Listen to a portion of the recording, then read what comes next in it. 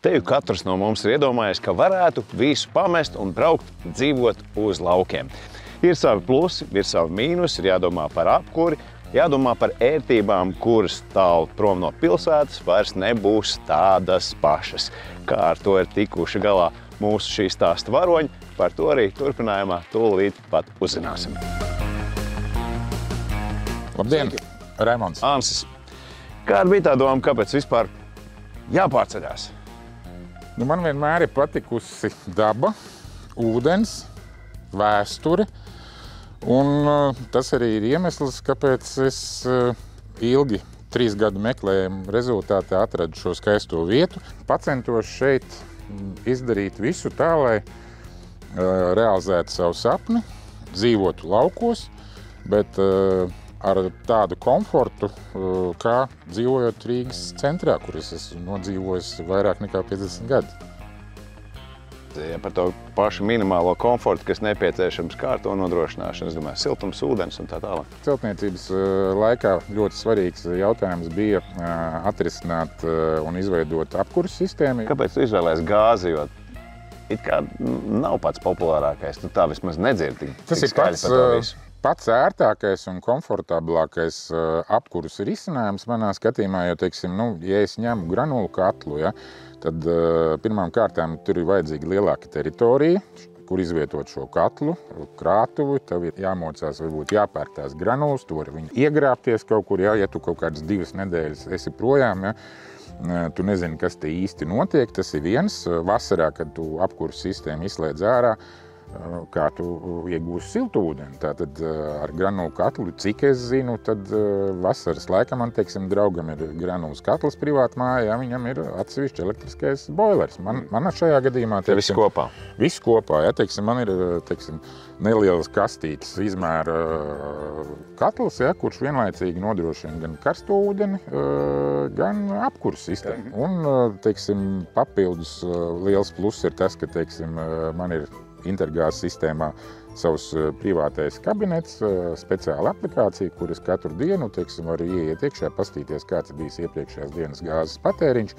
Ja es atrodos, teiksim, varbūt ne šeit uz vietas un zinu, ka es pēc 4 vai 5 dienām, teiksim, tikai atbraukšu uz šejieni, ja, es caur otru aplikāciju, caur apkuras katlu, aplikācija var, teiksim, nomainīt temperatūras režīmu, ja, teiksim, ekonomisko režīmu. Ja. Tu vari arī visus tos mērījumus redzēt telefonā. Jā, tas ir vienkārši fantastiski, ja, bet, lai to visu varētu realizēt, ir jābūt internetam, jo savādāk es nevarēšu sazināties. Neties pie savas gāzes. Netiek pie savas gāzes. Piezvanīt savam katlam, jā, katls vai kur ir. Un kā partneris izvēlējos Intergāzi, un es nevienu mirkli to neesmu nožēlojis, jo viņi bija tie, kas praktiski veica gan šī te projekta izstrādi, gan saskaņošanu būvvaldē. Gāzes krātuve atrodas, teiksim, ceļa 9 metru sarkanā zonā, teiksim, bija jāveic saskaņojumi ar Latvijas valsts ceļiem. Ja, viņi arī to nokārto paši? Jā, pilnībā, teiksim, praktiski man atlika tikai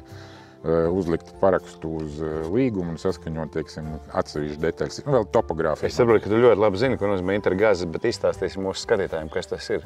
Tā ir sašķidrinātā gāze, kura tiek uzglabāta šajā te cisternā. Manā gadījumā tā ir 4,8 kubikmetru tilpuma cisterne. Gāze tiek atvesta ar automašīnu, tiek iepumpēta viņa šajā te glabātuvā. Tas ir viss ir Intergāze atbildībā, jo praktiski es maksāju par gāzi, izejot no savu patēriņa. Tā gāze, kas atrodas cisternā, tā ir Intergāzes īpašums, ja, un es maksāju tik, cik es patērēju. Tas tad arī ir viss. Jā, izskatās, ka šī skata dēļ vien ir vērts pārcelties. Jā, protams, uz laukiem. Protams. Tas ir vienkārši, no rīta iziet ārā, izdzert rīta kafiju, skatoties uz šo skaisto parku un ezeru. Tas ir to vērts. Pat kā uzzināju daudz par izdevībām gāzes apkurei tieši uz laukiem. Un šis ir tas vaininieks. Jā. Kāds ir tās priekšrocības cilvēkiem, ko jūs piedāvājat salīdzinoši ar citu visu klāstu, kas ir sastopams tirgu? Tā kā Raimonds minēja, šeit tvertnē ir 2 tonnas, un īstenībā uz 200 kvadrātmetriem tam vajadzētu pietikt uz gadu. Tas nozīmē to, ka mēs uzpildām un netraucējam, un tas klients var dzīvot pats savu dzīvi, tā teikt, un nodrošināt savu īpašumu ar apkuri.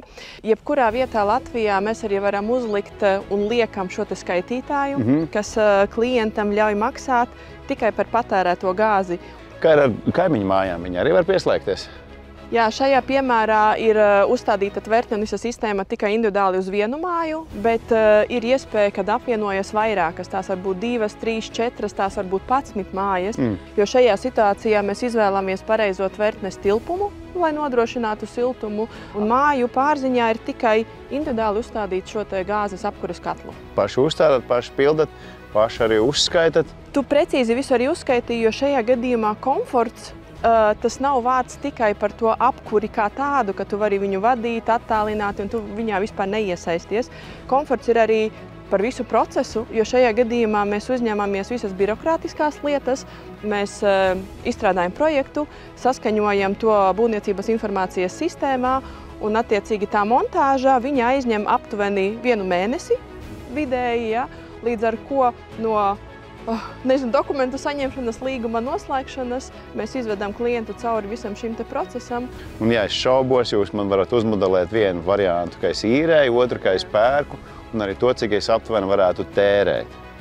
Precīzi, jā. Ir arī izmaksu kalkulators, kad klients var paredzēt, kādas viņam būtu gada izmaksas uz apkuri vai uz apkuri un silto ūdeni. Un papildus visa informācija, protams, ir mums mājaslapā, intergas.lv, vai arī jebkurš klients, kas negrib meklēt mājaslapā, viņš var zvanīt uz 1804 un pieteikt vai nu objekta apsekošanu vai telefonisko konsultāciju. 1804.